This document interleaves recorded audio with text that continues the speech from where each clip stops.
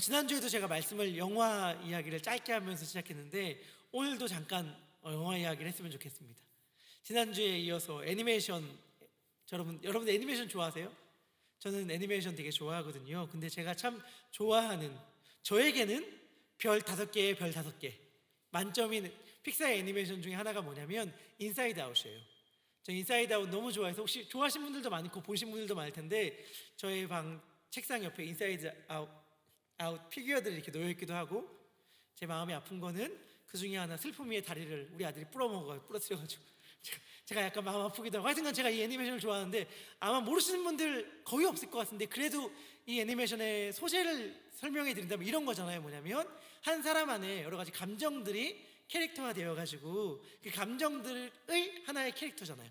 그래서 뭐 슬픔이, 기쁨이, 뭐 화가 나면 버럭이, 뭐 화가 날 때는 막 그 캐릭터가 작동하고 막 이렇게 되잖아요. 저는 오늘 말씀을 읽으면서 이러한 인사이드 아웃처럼 우리 안에 여러 가지 요소들이 작동하는 방식으로 우리가 살아간다고 한번 생각하면서 말씀을 들었으면 좋겠습니다. 우리도 우리를 구성하고 있는 수많은 감정들이 있고 우리의 삶을 이끄는 수많은 요소들이 있잖아요. 외부의 자극에 대해서 우리의 많은 요소들이 반응하기도 하고 그것에 따라 내 삶의 어떠한 것들을 결정하기도 하는데, 오늘은 우리가 그렇게 살아간다라고 생각하면서 말씀을 집중했으면 좋겠어요. 특별히 예수님께서 성전에서 일어났던 일들과 우리의 삶을 연관시켰으면 좋겠는데, 다시금 말하거니와 우리가 뭐예요? 우리가 성전이니까.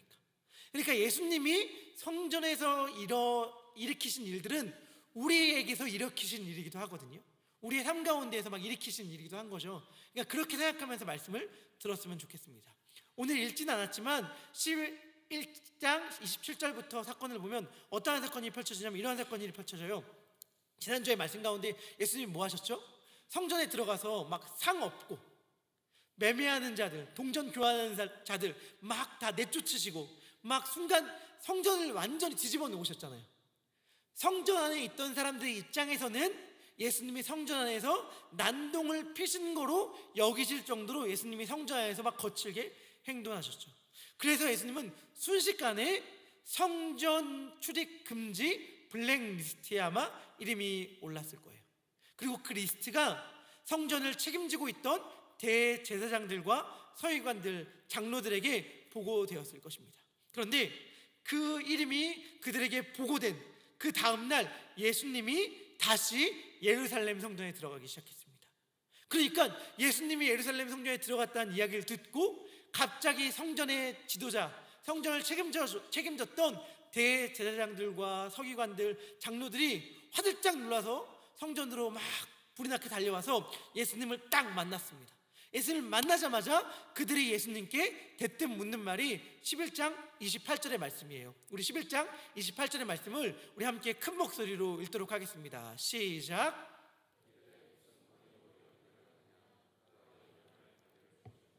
아멘. 무슨 말이에요? 야, 너 누군데 우리 성전에서 이렇게 함부로 굴어? 이 말이거든요. 쉽게 말하면. 다시 표현하면 이런 거예요. 야, 성전은 우리 구역이야. 너 누구야? 너 어디서 왔어? 라고 대제사장들과 서기관들이 예수님께 따지듯 묻죠. 그들의 말은 이겁니다. 왜 성전에서 행패야? 여기는 우리 구역인데 우리 구역에서 왜 난리를 치는 거야? 라고 말하는 것인데, 사실 진지하게 생각해 본다면 성전에서 행패를 부리고 있는 자들은 예수님이 아니라 그들이었죠. 왜요? 잘 말씀을 읽어보세요. 뭐라고 되어 있어요? 제사장들과 이렇게 말씀이 되어 있거든요. 이 신기하지 않아요? 왜 안 신기하죠? 않아도. 그래서 신기해야 돼. 왜냐하면 당시에 이스라엘은 구약에서부터 이 당시까지 대제사장은 딱 한 명밖에 없었어요. 그리고 이 대제사장직은 종신직, 영구직이었습니다. 즉 대제사장이 죽어야 그 다음 대제사장이 세워지는 거예요. 그렇기 때문에 이스라엘 전 인구를 통틀어서 대제사장은 딱 한 명밖에 없었거든요. 그런데 오늘 말씀을 봤는데 딱 봐도 이상하잖아요. 그 대제사장을 가리켜 복수를 쓰고 있으니까 대제사장들이라고 말하니까 이상하잖아요. 사실은 어떠한 형편이 그들에게 어떠한 상황이 펼쳐지고 있었냐, 이러한 상황이 펼쳐지고 있었습니다. 당시에 헤롯이라는 왕이 돈을 주고 뇌물을 받고 대제사장직을 팔기 시작했어요. 그러니까 당시 돈이 있던 권력 가문들, 종교 권력과 경제력을 갖고 있던 사람들이 대제사장직을 사서 자기들끼리 막 나눠 먹기 시작한 거예요. 주님께서 말씀하신 것처럼 정말 성전이 강도의 소굴이 되어버린 거죠. 그들은 오히려 예수님께 너 무슨 권리로 이러한 얘기를 하는 거야? 너 무슨 권리로 이렇게 난리를 피는 거야? 라고 따지듯 물었지만 사실은 자기 자신들이 성전을 무너뜨리고 있는 자라는 걸 알았어야만 했어요. 그런데 이것이 이 당시에 이들에게만 일어나는 일들이 아니라 우리에게도 일어나는 일이라는 것을 알아야 합니다. 말씀이신 예수님이 우리 가운데 찾아오시죠. 마치 예루살렘 성전에 예수님이 들어가셨던 것처럼 우리 가운데 예수님이 찾아오셔서 말씀하세요. 선언하세요. 우리 가운데 더러운 것들을 내쫓으시고 우리 가운데 하나님의 분명하고도 맑고 투명한 진리를 가르쳐 주신단 말이에요. 그러면 우리는 어떻게 반응해요? 순간 예배 가운데, 큐티 가운데, 찬양 가운데, 기도 가운데에 그렇게 하나님의 말씀이 선포되어지면 아멘, 맞아, 정신 차려야지, 이제 하나님의 말씀대로 살아가야겠다. 두려워하지 말자, 염려하지 말자, 미워하지 말자, 용서하자, 사랑하자, 헌신하자, 결단해요. 그 순간 우리들에게 어떠한 일이 펼쳐지는지 아세요? 우리 안에 갑자기 특정 비상 알람이 위용위용 울리기 시작합니다. 갑자기 비상사태다 라고 하면서 우리 안에 비상 알람이 막 울리기 시작해요. 그리고 우리의 인생의 방향키를 꽉 움켜쥐고 있던 것들이 갑자기 손에 힘을 꽉 주기 시작합니다. 그게 뭘까요? 한번 그림 봤으면 좋겠는데 제가 한번 이렇게 그냥 한번 상징화해 봤어요. 우리는 우리 인생을 결정짓는 여러 가지 요소들이 있습니다. 성적인 것이 있을 수도 있고, 두려움이 있을 수도 있고, 상처, 신분, 안정, 인정, 물질, 경제적인 것, 수많은 것들이 우리들의 삶 가운데 가득 차 있는데 뭐예요? 이것들이 우리의 삶에 딱 핸들을 잡고 놓지 않고 우리의 삶을 조종하고 있어요. 우리는 때로는 두려움에 이끌려서 우리의 삶을 만들어갑니다. 혹은 과거의 상처에 이끌려서 우리의 삶을 인도해 가기도 하고요. 때로는 어떤 우리가 찾아오는 욕망들에 이끌려서 우리의 삶을 핸들해 가면서 그것에 따라 살아가고는 해요. 미래에 대한 안정, 경제적인 욕구, 이 모든 것들이 우리의 삶의 방향키를, 핸들을 꽉 쥐고 있는 거죠. 그런데 우리가 이제 더 이상 우리의 인생의 키를 여기에 맡기지 않겠습니다, 주의 말씀에 맡기겠습니다라고 하는 순간 갑자기 우리 안에 비상 알람이 막 울리기 시작하면서 우리의 삶을 이때까지 이끌어갔던 것이 갑자기 소매를 걷어붙이고 말씀과 싸우려고 하기 시작합니다. 그리고 너 언제부터 말씀, 이렇게 얘기하는 거죠. 말씀, 너 언제부터 내 삶을 이끌었다고 그래? 너 언제부터 우리의 삶을 주관했다고 그래? 너 언제부터 우리의 삶을 결정지었다고 그래? 아니야, 이 삶은 원래부터 우리가 인도하고 있었어. 원래부터 나 상처가, 옛날에 과거의 상처가 나를 이끌고 있었어. 미래에 대한 염려와 불안이 나를 이끌고 이 삶을 이끌어가고 있었어. 어디 갑자기 와서 우리의 인생의 핸들을 낚아채려고 그래? 라고 하면서 우리의 삶을 기존에 이끌고 가고 있던 기득권적 감정들, 요소들이 자신의 손에 힘을 꽉 주기 시작합니다. 그리고 대다수의 경우에는 어떠한 일들이 펼쳐지죠? 결국엔 이 기득권 세력이 이겨요. 기득권 세력이 이기면서 안도의 한숨을 내쉬죠. 큰일 날 뻔했다. 큰일 날 뻔했다. 한마타면 순종할 뻔했네. 한마타면 말씀에 이 삶을, 이 핸들을 내줄 뻔했네 라고 하면서 안도의 한숨을 내쉽니다. 한번 말씀이 우리 가운데 들어오면 감동을 받고 용서하려고 하고, 선교도 가려고 하고, 헌신도 하려고 하고, 하나님의 말씀대로 살려고 하는데 그 순간 갑자기 내 삶이 훨씬 더 무겁게 느껴지기 시작해. 순간 헌신하려고 딱 마음 먹었는데 마음 먹고 딱 현실을 바라보니까 내가 괜히 그 마음 먹었나 보다. 이 만만치가 않은데 못할 것 같다. 혹은 내가 누군가를 용서하려고 했는데, 혹은 지난날의 모든 어두움들을 싹 걷어내고 이제 말씀 앞에서 치유받으려고 결심했는데 그 순간 여지없이 그것들이 나의 발목을 딱 붙잡고 그럼 그렇지 뭐, 그럼 그렇지 뭐, 나에겐 이런 삶이 어울려, 난 이게 익숙한 것 같아, 그냥 살던 대로 살자 라고 우리는 금방 그 자리로 돌아가고 말죠. 내 삶을 원래 이끌어왔던 기득권 세력들이 비상 알람을 켜고 기어코 말씀을 몰아내려고 해요. 그런데 이거의 특징이 뭔지 아세요? 우리의 삶을 결정짓는 요소들이 되게 강한 것 같잖아요. 되게 막 힘이 있는 것 같잖아요. 되게 막 그 중요한 요소인 것 같잖아요. 그런데 사실 그들의 실체는 허약합니다. 그들의 실체가 얼마나 허약한지 밝히는 것이 예수님과 이 종교 지도자들과의 대화예요. 마가복음 11장 29절부터 30절의 말씀인데요, 마가복음 11장 29절부터 30절의 말씀 우리 함께 읽도록 하겠습니다. 시작.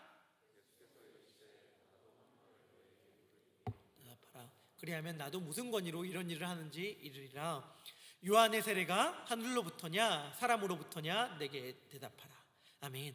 이 무슨 말이냐면, 이 종교 지도자들이 예수님께 물었잖아요. 너 무슨 권위로, 무슨 근거로 이렇게 성경에서 행패 부리는 거야? 라고 예수님께 묻자 예수님이 반문하신 거예요. 뭐라고 말씀하시냐면, 아니, 그 전에 내가 먼저 하나 물어볼게. 너 지금 내 권위가 어디서부터 왔는지 물었어? 그럼 나도 질문 하나 하자. 너 세례요한 알지? 세례요한, 얼마 전에 죽은 세례요한.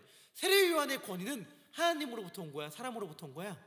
사람들의 인기로부터 온 거야, 아니면 하나님께서 부여하신 신적 권위야? 이렇게 물었어요. 예수님께서 이렇게 물을 때에 사실은 종교 지도자들이 했을 대답은 정해져 있었어요. 종교 지도자들은 이렇게밖에 대답할 수 없었습니다. 그건 사람으로부터 왔지, 이렇게밖에 이야기할 수 없었어요. 왜냐? 제가 아까 말했잖아요. 종교 지도자들은 자기의 직분을 돈을 주고 샀다고.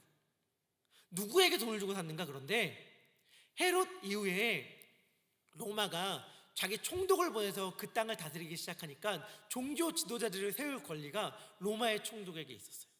그래서 로마의 총독에게 뇌물을 주면서 자기의 권력을 유지했었거든요. 근데 그들은 로마 총독과 헤롯 왕, 그 땅을 다스리는 그 지역에서 세운 왕과 로마 총독 간의 관계가 꼭 좋지만은 않았거든요. 사이가 안 좋았어요. 그러면 종교 지도자들 입장에서는 나는 빌라도에게 라인을 탔어, 나는 헤롯을 적대해, 이런 입장을 취하지 않았어요. 마치 이런 거랑 비슷해요. 제가 드라마 얘기 같은 거 너무 많이 해서 죄송한데, 드라마 같은 거 보면은 그런 거 있잖아요. 어떤 비리가 많은 기업 총수가, 기업 회장이 야당 쪽에도 뇌물을 주고 여당 쪽에도 뇌물을 주고, 그럼 야당도 눈치를 보고 여당도 눈치를 볼 때 사실은 야당, 여당 두 개의 눈치를 보는 게 아니라 하나의 눈치를 보는 거거든요. 정치 권력이라는. 마찬가지로 그들은 헤롯이냐 빌라도냐 라인을 타는 게 아니라 하나의 라인을 탄 거예요. 권력층, 정치 권력층의 라인을 탄 거 있었단 말이에요. 그런데 세례 요한은 어떤 입장이에요? 세례 요한은 바로 그 정치 기득권에게 비판을 하다가, 당신들 잘못했습니다 라고 비판을 하다가 목숨이 달아난, 생명을 잃은 자잖아요. 그러니까 세례 요한을 지지하는 순간 정치 기득권자들의 눈에 밖에 날 테고, 그러한 일은 이들이 택할 수 없죠. 더군다나 세례 요한은 뭐라고 얘기했던 자예요? 세례 요한은 예수님을 가리켜 말하기를, 마가복음 1장 7절에 나 뒤에 오는 이가 있을 텐데 그는 능력이 너무 나와 비교할 수 없을 정도로 커서 내가 그의 신발끈을 풀기에도 감당하지 못할 존재입니다 라고 말했는데, 이 존재가 누구냐면 예수님이잖아요. 그러니까 지금 그들은 예수님과 대적하고 있는데 세례 요한을 인정하는 말을 절대 할 수 없어. 그러니까 세례 요한의 권위가 하나님으로부터 왔다, 신적 권위라는 말을 그들은 할 수가 없어요. 그러니까 당연히 사람이지 라고 말해야 되는데 그 말조차도 하지 못해요. 왜? 당시의 백성들이 세례 요한을 여전히 흠모하고 추종하는 세력들이 있었거든요. 그러니까 백성들의 종교 기도자, 정치 권력자들의 눈치만 본 게 아니라 여론의 눈치도 봤던 건데, 여론들은 세례 요한의 편이니까 이 편도 들지 못하고 저 편도 들지 못하는 거예요. 그러니까 그들은 아무 말도 하지 못했습니다. 그들이 아무 말도 하지 못하고 우물쭈물거리고 있자 예수님은 이렇게 말씀하세요. 너희가 대답하지 못하니까 나도 너희들의 질문에 대답하지 않겠다. 예수님은 대번에 꿰뚫어 보신 거예요. 뭘 꿰뚫어 보셨어요? 그들이 갖고 있던 권위가 사실 아무것도 아니라는 것을. 겉으로 볼 때는 엄청 힘이 있는 것처럼 보여. 겉으로 볼 때는 엄청 권력이 있는 것처럼 보여. 겉으로 볼 때는 정말 그 앞에 다 그의 말을 들을 수밖에 없는 것처럼 보이는데 사실은 아무것도 아니었구나, 너무 허약한 존재였구나, 사람들의 눈치나 보는 것이었구나 라고 하는 것을 예수님은 꿰뚫어 보신 것이죠. 우리의 삶도 마찬가지예요, 여러분. 우리의 삶을 볼 때 굉장히 결정적으로 여겨지는 뭔가가 있죠. 굉장히 결정적으로 여겨지는 뭔가들. 사실은 근데 그거 그렇게 결정적이지가 않아요. 제가 이 말씀을 준비하면서 한 분이 생각나서 그분에게 허락을 받고 이야기를 전하는데, 우리 교회 장로님 중에 제가 참 흠모하고 좋아하는 장로님이 있습니다. 그분이 한국에 계실 때는 금융권에서 굉장히 중요한 일들을 책임 담당자로 많이 했어요. 한국에 계실 때는. 그래서 한국에서 손에 꼽히는 굉장히 진짜 이름만 들어도 여러분들 잘 알 뿐만 아니라 지금 한국 최고의 크기를 자랑하는 은행들의 인수합병을 책임 담당해서 그런 일들을 담당했고, 이런 것들은 단위가 액수가 조 단위라고 하더라고요. 그러한 일들을 담당했던 장로님이셨는데, 한국에서 그런 일을 담당하시고 한번 진짜 큰 일을 마친 다음에 회사에서 너무 수고했으니까 좀 쉬라고 미국에 이제 M&A 과정으로 유학을 보내주신 거예요. 그러니까 좀 쉬라는 개념으로, 너무 수고하고 너무 큰 일을 잘 마무리 지었으니까 쉬라고 이렇게 미국에 유학을 보냈는데, 미국에 와서 이제 가족들과 함께 미국에 와서 베델교회에 출석하게 된 거죠. 그리고 그때 베델교회 담임 목사님이 북한 선교에 대한 비전을 말씀하셨고, 그게 마음에 꽂혔어요. 그래서 자기 학교, 회사 다 그만두고 회사부터 받은 베네핏들 이런 것들 다 뱉어내고 이제 그냥 미국에서 같이 교회와 함께 북한 사역을 하겠다고 결심한 건데, 중요한 게 뭐냐면 그 다음부터 해결이 안 되는 게 너무 많은 거예요. 신분의 문제, 경제적인 문제, 이 모든 것들이 다 하나도 해결되지 않은 상태에서 그런 결정을 내린 거거든요. 막사 과정을 밟아나가면서 신분의 문제를 해결해야겠다 막연하게 생각했는데, 그 길이 꺾여서 신분의 문제를 해결하는데도 굉장히 언제 이게 끝날지 모르는 과정 가운데 들어갔고, 경제적인 것도 마찬가지였어요. 그분은 이런 고백을 하더라고요. 뭐라고 고백했냐면, 하나님께 순종하면 하나님께서 모든 일들 다 해결해 줄 줄 알았는데 그게 아니라 하나님이 나로만 충분하니? 라고 하는 것들을 배워가는 과정에 들어서는 거였다고. 근데 제가 말씀드리고 싶은 게 이거예요. 뭐냐면, 우리가 삶을 생각할 때 굉장히 결정적이라고 여기는 요소들이잖아요. 방금 얘기했던 것들. 뭐예요? 경제적인 직업, 직장, 신분, 이사, 내가 받은 베네핏들. 우리는 이것들을 절대적으로 여겨요. 절대적으로 여기기 때문에 우리는 뭐라고 어떻게 생각하냐면, 그것 때문에 못해. 그것 때문에 못해. 나도 북한 사역에 대한 비전이 있고 우리 교회랑 같이 마음 먹어서 하면 좋겠어. 그런데 할 수가 없어. 왜? 그거 하게 되면 내가 회사로부터 받은 것들 다 뱉어내야 되는데 그거 못하지 뭐 라고 우린 너무 생각해요. 왜냐면 그것이 우리의 삶 가운데 굉장히 결정적인 요소라고 생각하기 때문에. 그거 못하지. 난 신분 문제가 해결되지 않았는데, 그러니까 신분 문제가 해결되지 않았으니까 그거 할 수 없어 라고 우리는 이야기하는데 너무 익숙하단 말이에요. 그런데 제가 깨닫게 된 게 있어요. 뭐냐면, 그것들은 그렇게 결정적이지가 않아. 진짜를 만나면 물론 중요하죠. 그것들의 중요성에 대해 제가 업소에 여기는 게 아니라, 진짜를 만나면 그것들은 사실은 그렇게 결정적인 건 아니었구나, 그것 때문에 내가 목맬 건 아니었구나라는 걸 깨닫게 돼요. 그리고 더욱더 중요한 건, 거기에 내 인생을 맡겨서는 안 되는구나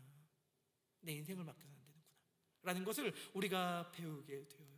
사실은 엄청나게 결정적인 것 같고 엄청나게 힘이 있어 보이는 것 같았지만 실제로는 아니라는 거죠. 예수님은 그들의 허약함을 드러내 보이세요. 그리고 그들에게 하시는 말씀이 포도원의 악한 농부들의 비유입니다.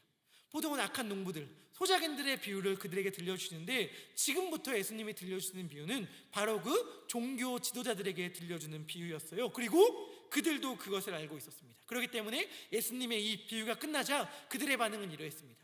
12장 12절인데요 마가복음, 우리 함께 마가복음 12장 12절의 말씀을 읽도록 하겠습니다. 시작. 그들이 예수의 비유가 자기들을 가리켜 말씀하신 줄을 알고 잡고자 하되 무리를 두려워하여 예수를 두고 가니라. 아멘. 여전히 그들은 힘없는 존재, 무리를 두려워하여 아무것도 자기의 마음대로 할 수 없는 존재였습니다. 여하튼간 예수님께 하신 비유가 자기들을 가리켜 말씀하시는 줄 알고 그들이 굉장히 화가 났어요. 예수님을 잡으려 했단 말이죠. 예수님이 했던 비유의 내용이 무엇일까? 그 비유의 내용을 제가 잠깐 설명해 드리겠습니다. 어떠한 포도원 주인이 있었습니다. 포도원 주인이 자기 포도원을 아주 잘 만들고 가꾸어 놓았어요. 산 울타리를 두르고 집 짜는 틀을 만들고 망대를 지어서 잘 포도원을 만들었단 말이죠. 그리고 어떻게 했냐면 농부들에게 렌트를 주고 먼 데로 떠났어요. 그러니까 지금 이 포도원에 있는 사람들은 주인이 아니라, 랜드로드가 아니라 테넌트, 그러니까 렌트를 받은 사람들이에요. 근데 중요한 건, 렌트를 받았으면 어떻게 해야 돼요? 렌트비를 내야죠. 그러니까 렌트비가 낼 때가 된 거예요. 렌트비가 낼 때가 됐는데 렌트비를 줄 소식이 없으니까 그 포도원 주인이 자기의 종을 보냅니다. 본을 보내서 뭐라고 하냐면 렌트비 좀 받아와라 이렇게 얘기해요. 그러니까 종이 가서 렌트비를 받아오려고 이제 종이 가요. 당연히 줘야 되잖아요. 렌트비 당연히 줘야 되잖아요. 근데 어떤 일이 펼쳐졌어요? 마가복음 렌트비를 달라고 종을 보내니까 어떻게 하냐면 그 땅에 살고 있는 농부들이 자기 땅도 아닌데 렌트비를 내기 싫어서 자기를 찾아온 렌트비를 달라고 하는 종을 막 때렸어요. 때리고 돈 없다 돌려보냈단 말이죠. 그럼 주인이 어떻게 했는가? 주인이 그러니까 다시 다른 종을 보냅니다. 4절의 말씀인데요, 4절의 말씀 우리 함께 읽도록 하겠습니다. 시작. 다른 종을 보내니 그의 머리에 상처를 내고 능욕할거늘. 아멘. 그러니까 다시 주인이 다시 종을 보내요. 그런데 그 종도 소작농들이 그 땅을 빌려서 농사짓고 있는 사람들이 농부들이 막 때리고 다시 못살게 굴고 돌려보냈어요. 그러니까 주인이 어떻게 하는가? 5절인데 주인이 다른 종을 또 보냈어요. 또 보냈는데 그들이 그를 죽였어요. 그리고 그 외에 많은 종들을 계속 보냈는데 더러는 때리고 더러는 죽였습니다. 너무 어떻게 이런 일이 가능하지라고 얘기할 때 일단 이것들은 예수님의 이야기, 비유라는 것을 기억하면 좋겠고요. 일단 이런 일들이 펼쳐졌어요. 그러니까 포도원 주인이 이러한 생각을 합니다. 6절의 말씀인데요, 어떤 생각을 하냐면 이제 한 사람이 남았다. 종들이 가서 다 맞고 들어왔는데 때론 죽기까지 했는데 한 사람이 남았다. 내 아들이다, 사랑하는. 이를 보내면서 뭐라고 주인이 생각하냐면 내 아들은 함부로 대하지 않겠지. 포도원 주인인, 그 땅의 주인인 내 아들은 함부로 대하지 않겠지 라고 이야기하면서 사랑하는 아들을 보냅니다. 포도원 주인이 아들, 하나밖에 없는 사랑하는 아들, 한 사람이 남았다는 건 하나밖에 없다는 거잖아요. 하나밖에 없는 사랑하는 아들이라고 얘기할 때 사랑하는 아들이라는 표현은 창세기 22장에서 아브라함이 자기 아들 이삭을 가리킬 때 했던 표현이고, 마가복음 1장에서 예수님이 세례를 받을 때, 마가복음 9장에서 예수님이 변화산에서 변화하실 때에 하나님께서 하늘에서 들려주신 목소리거든요. 이는 내 사랑하는 아들이니. 그러니까 지금 사랑하는 아들은 예수님을 가리키고 있는 거예요. 그런데 이 포도원 주인이 내 아들은 존대할 거야 라고 하면서 보냈는데 어떤 일이 펼쳐졌죠? 아까 우리 처음에 말씀 읽었는데 소작농들이 존대하기는커녕 그를 죽이면 포도원이 자신들의 것이 될 수 있겠다고 생각하고 하나뿐인 그 아들을 죽입니다. 그러자 포도원 주인이 화가 나서 그 모든 농부들을 진멸하고 그 포도원을 다른 사람들에게 주고 말 것이다 라고 예수님이 이야기했어요. 그리고 이 이야기의 결론으로 마가복음 12장 10절부터 11절의 말씀을 하십니다. 우리 마가복음 12장 10절부터 11절 함께 읽겠습니다. 시작.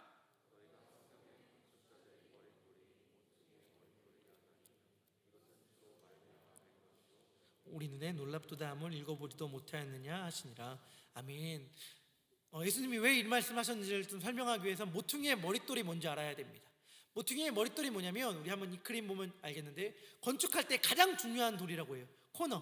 코너에 두는 코너스톤이라고 하는 건데 딱 저게 딱 있어야 두 벽을 동시에 받침으로 저 돌로 인해서 건축이 단단하게 세워질 수 있는 거거든요. 건물이 단단하게 흔들리지 않게 세워질 수 있는 거거든요.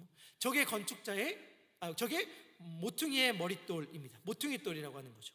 그러니까 예수님께서 뭐라고 말씀하셨냐면 사람들, 건축자들이 버렸다, 중요하게 여기지 않았다. 그런데 그 돌이 결국에는 모퉁이의 머릿돌, 가장 중요한 돌이 되었다라고 말씀하셨거든요. 어떤 건물의 모퉁이의 머릿돌일까요? 지금 성전을 배경으로 말씀하고 계시잖아요. 그러니까 성전 권력을 딱 쥐고 성전 내 집이야 라고 말하고 있던 종교 지도자들에게 너희들이 성전 가짜야, 왜 성전 아니야, 강도의 소굴 아니야, 아예 바싹 마른 뿌리부터 마른 무화과나무 같은 거 아니야, 이 성전 다 무너질 거야. 그런데 너희가 귀중하게 여기지 않았던 내가 성전을 새로 건축할 것이고 바로 내가 이 성전의 가장 중요한 모퉁이의 머릿돌이 될 거야 라고 하신 말씀이에요. 이 말씀을 들려주니까 종교 지도자들이 다 자기들을 얘기하는 줄 알고 화가 나서 예수님을 잡으려고 했지만 백성들을 무서워해서 그렇지 못했다라고 이야기가 펼쳐지는 거거든요. 자, 다시 돌아와서 예수님의 비유는 어떠한 의미가 있을까요? 마치 이런 겁니다. 예수님께 그 포도원 주인이 하나님이라고 한다면 포도원의 주인이 하나밖에 없는 아들이 예수님이라고 말한다면 보낸 수많은 종들은 구약 내내 그리고 신약에까지 이어진 세례 요한까지 상징한다면 하나님의 말씀을 전했던 선지자들을 가리켜요. 선지자들이 와서 끊임없이 하나님의 말씀을 가르쳤지만 이스라엘 민족들은 그 선지자의 말을 듣기보다는 오히려 선지자를 괴롭히고 박해하고 핍박했죠. 그리고 하나님이 내 아들은 존대하리라 말하면서 보냈던 예수 그리스도조차도 결국엔 십자가에 못 박는 게 이 세상이잖아요.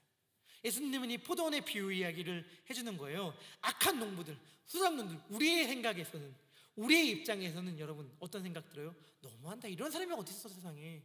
말이 안 되잖아. 당연히 렌트비 줘야 되는 거 아니야? 자기가 왜 렌트비를 안 줘? 렌트비를 안 주는 것도 말이 안 되는데 어떻게 종들을 때리고 죽일 수까지 있어? 이 우리가 입장에서 말이 안 되는 것 같죠? 그런데 여러분 그거 아세요?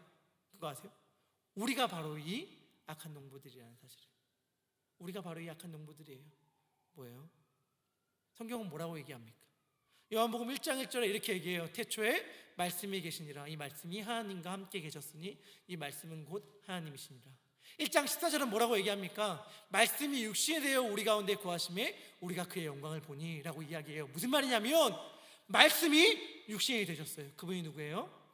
예수님. 그렇다면 다시 이야기한다면 우리가 말씀을 외면하고 말씀을 무시하고 말씀을 죽인다면 누구를 죽이는 거예요? 여러분, 우리 예수님 죽인 자들 아닙니까? 왜? 우리의 삶이 우리 거예요? 우리의 삶에서 하나님이 뭘 요청하고 이야기하는 것이 하나님이 우리의 삶에 대한 우리의 권리를 침범하는 것입니까?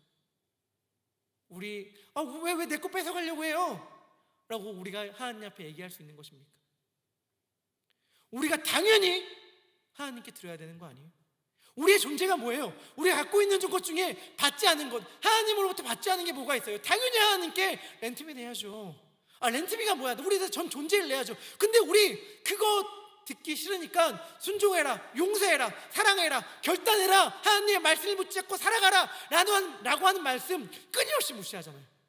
우리 가운데 큐티로, 기도로, 말씀으로 수없이 많이 가족들을 통해, 친구들을 통해, 강단에 선포되어진 말씀을 통해 이야기하는 그 하나님의 말씀들 날마다 무시하면서 외면하고 말씀을 우리 가운데 죽이잖아요. 그러니까 우리가 사실은 우리가 볼 때는 말도 안 된다고 여겼던 이 악한 농부들인 거예요. 오늘도 예수님이 하시는 건 뭡니까? 우리 가운데 찾아오셔서 말씀하시는 거죠. 우리 가운데 찾아오셔서 무너져야만 하는 가짜 집, 가짜 성전 무너뜨리고 다시 예수님으로 말미암아 예수님이 모퉁이에 머릿돌 된 성전을 다시 세우려고 하시는 거예요. 어떻게? 말씀으로. 태초에 하나님이 어떻게 이 땅을 창조하셨습니까? 태초에 하나님이 천지를 창조하실 때에 뭐로 창조하셨어요? 말씀이시잖아요.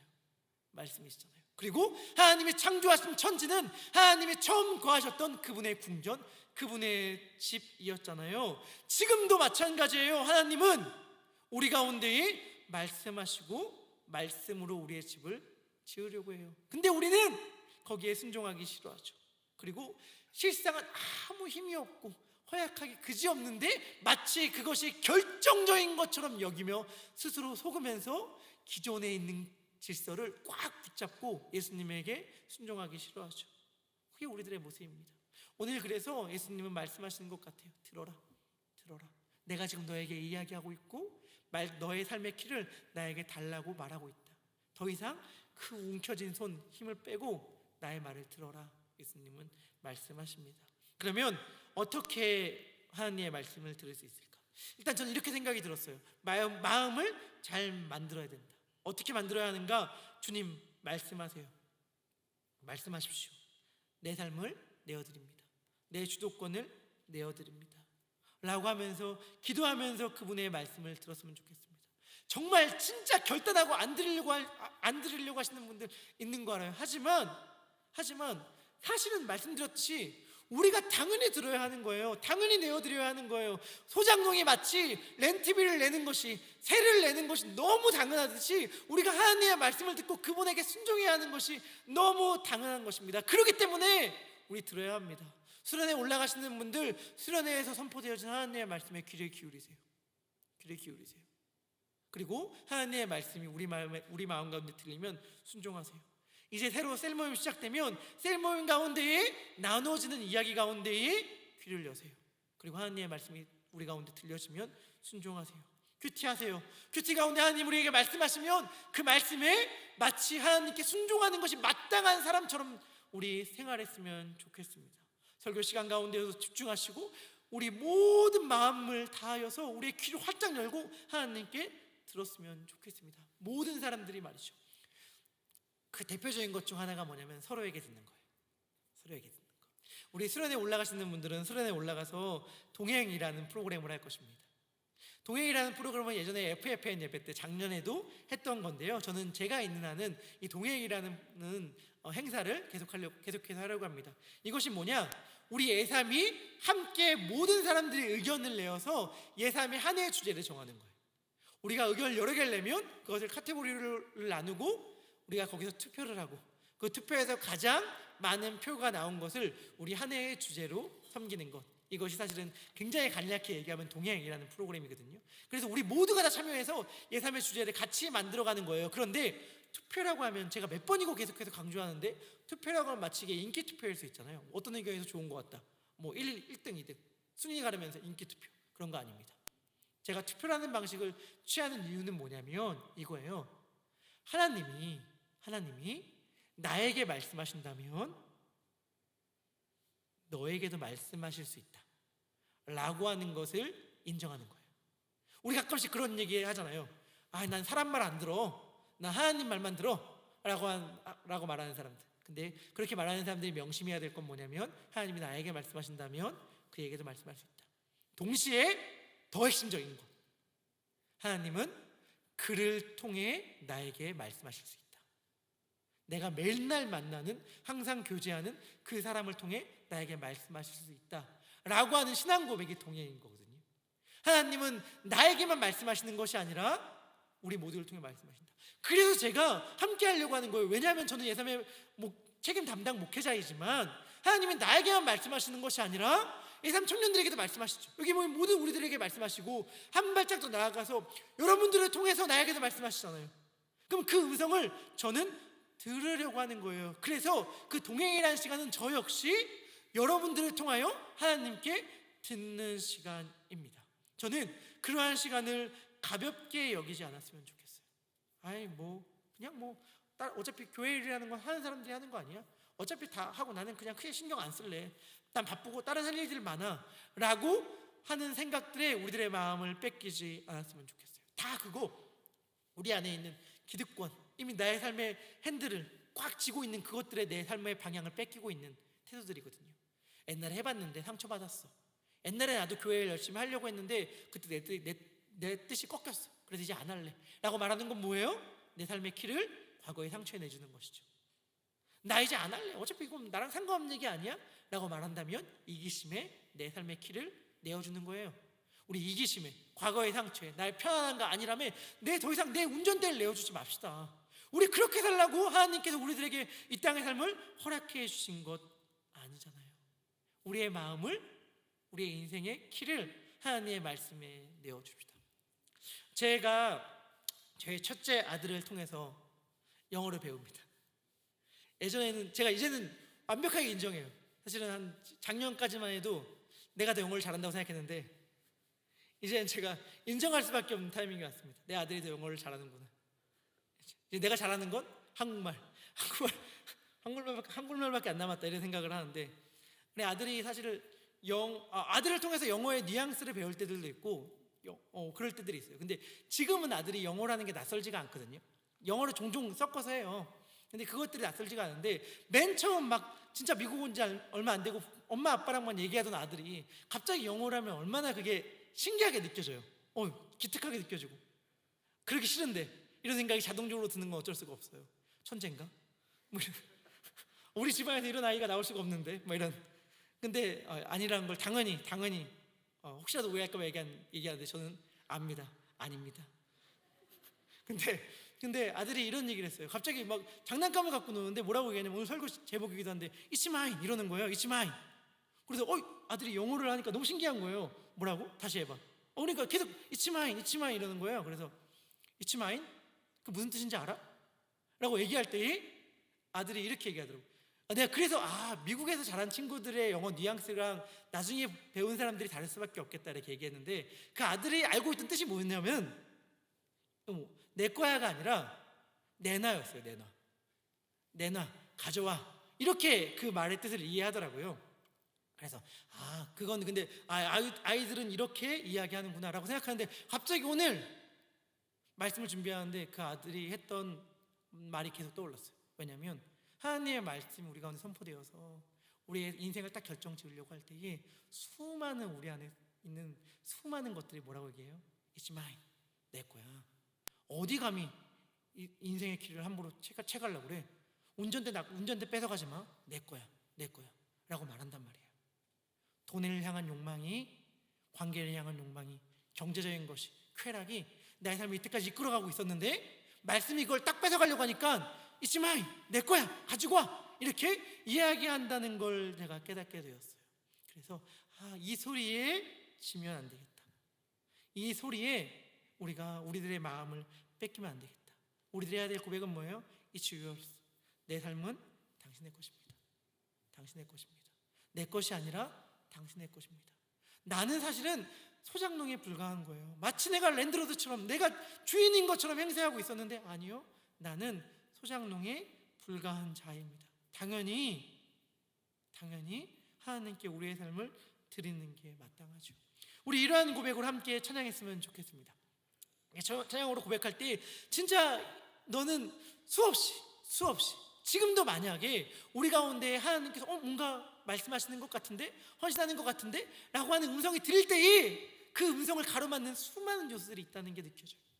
진짜로 내 안에 있는 수많은 것들은 하나님의 말씀이 선포되면 비상등을 켜고 막 비상사태가 발생한 것처럼 하나님의 말씀에 순종하는 걸 막게 해요. 세상의 유혹과 시험의 방식으로, 또는 염려와 근심의 방식으로 하나님의 말씀을 따르는 걸 막아요. 안 돼. It's mine, 내 거야, 뺏어가지 마, 말씀 침범 금지라고 말한단 말이에요. 근데 그때 우리 이 찬양의 고백을 떠올립시다. 주님을 찬양하자. 지금 내 삶의 굉장히 결정적인 요소처럼 내 삶을 꽉 움켜쥐고 이거 너무 결정적인 거라 양보 못한다, 이거 결정적인 걸 어쩔 수 없어 라고 말하는 것들에 속지 말자. 사실은 그렇게 결정적인 거 아니다. 우리들에게 진짜 결정적인 것은 예수님이다. 이 고백을 하면서 우리 함께 마음 모아 세상의 유혹 시험이 함께 찬양하도록 하겠습니다.